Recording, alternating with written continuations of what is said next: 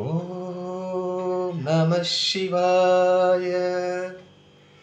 ஓம் நம சிவாய. ஓம் நம சிவாய. அன்பான சிவ அன்பர்களே, நேற்றைய தினம் 18 சித்தருடைய பேரை நான் சொல்லியிருந்தேன். நம்ம அந்த 18 சித்தரில் முதன்மையான சித்தர் அகத்தியர். அவருடைய வாழ்க்கை வரலாறும் சிறப்பையும் நான் இன்னைக்கு சொல்கிறேன். கேளுங்க, கேட்டு இன்புறுங்க. இந்த அகத்தியர் 12,000 ஆண்டுகளுக்கு முன்னாடி வாழ்ந்ததாக சொல்கிறாங்க. சரிங்களா? இந்த அகத்தியர் பார்த்தீங்கன்னாக்கா வேதத்தில் வல்லவர். அகத்தியர் தமிழை நல்லா கற்று தேர்ந்ததால் தமிழில் சித்த மருத்துவத்தை அவர் தான் உருவாக்கினார். அதனால் சித்த மருத்துவத்தின் முன்னோடின்னு அகத்தியரை நம்ம சொல்கிறோம். சரிங்களா? இவர் தான் பார்த்தீங்கன்னாக்கா சித்தரிலே முதன்மையான சித்தர், முதல் சித்தர், முழுமை பெற்ற சித்தர். அப்படிப்பட்ட அகத்தியர் பேருடைய அர்த்தம் என்னன்னாக்கா, அகம்னா என்னது?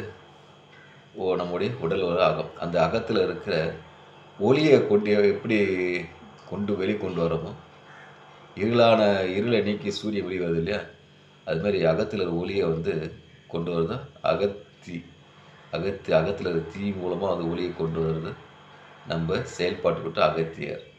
சரிங்களா? இவர் அஷ்ட ரிஷிகளில் ஒருவராக வணங்குறாங்க இவரை. ஏன்னா முதன்மையான ரிஷி இல்லையா, அதனால் இந்த அகத்தியருக்கும் சிவபெருமாள் நேரடி தொடர்பு சொல்கிறாங்கள்ல, இறைவனை சந்திக்கிற அளவுக்கு எல்லாம் கூட அவருக்கு இறைவனை சந்தித்து பேசுகிற அளவுக்கு அவர் முழுமை பெற்ற சித்தர். ஒரு டைமில் பார்த்தீங்கன்னாக்கா கைலாயத்தில் சிவபெருமானுக்கும் பார்வதி தேவிக்கும் திருமணம் நடக்குது. இந்த திருமண கோலத்தை பார்க்குறதுக்காக மக்கள்லேருந்து, ரிஷிகள்லேருந்து, முனிவர்லேருந்து, அரக்கர், தேவர் எல்லாரும் வடக்கு திசையில் கைலாய மலை நோக்கி எல்லோரும் போகிறாங்க. போகும்போது பார்த்தீங்கன்னாக்கா அங்கே நிலப்பரப்புன்னா பூமியை நிலப்பரப்புன்னு எல்லாமே ஒரே இடத்துல கூடுறதால வெயிட்டு தாங்க அது ஒரு மேக மலை மாரி ஆகும். ஆகும்போது வடக்க மலை மாரி குவியுது, தெற்க பள்ளம் மாரி ஆகுது. இதனால் சிவன் என்ன பண்ணுறாரு, அகத்தியரை கூப்பிட்டு நீ போய் தெற்க போயிட்டு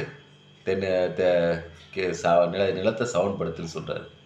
அப்போது அகத்தியர், நான் உங்கள் திருமண கோலத்தை பார்க்கணுமே எனக்கு சொல்லும்போது, என்னோடய திருமண கோலமும் பார்க்கலாம், என் திருமண காட்சியும் உனக்கு கிடைக்கும், நீங்கள் போய் நிலத்தை சரி பண்ண சொல்லுது. நிலத்தை சரி பண்ணுறாரு. எங்கள் தமிழகத்திலேருந்து, அதே தமிழகத்திலேருந்தே பார்த்தீங்கன்னாக்கா தமிழ்நாட்டிலேருந்தே சிவபெருமானுடைய திருமணத்தையும் பார்க்குற பாக்கியத்தை அவர் பெறுறார். சரிங்களா? அதுக்கப்புறம் பார்த்தீங்கன்னாக்கா தமிழகத்தில் தன்னுடைய கமல குண்டத்தில் தண்ணீர் எடுத்துகிட்டு கைலாயத்துக்கு சிவபெருமான் பூஜைக்கு செல்கிறார். சென்ற வழியில் ஒரு இடத்துல வைக்கிறாரு.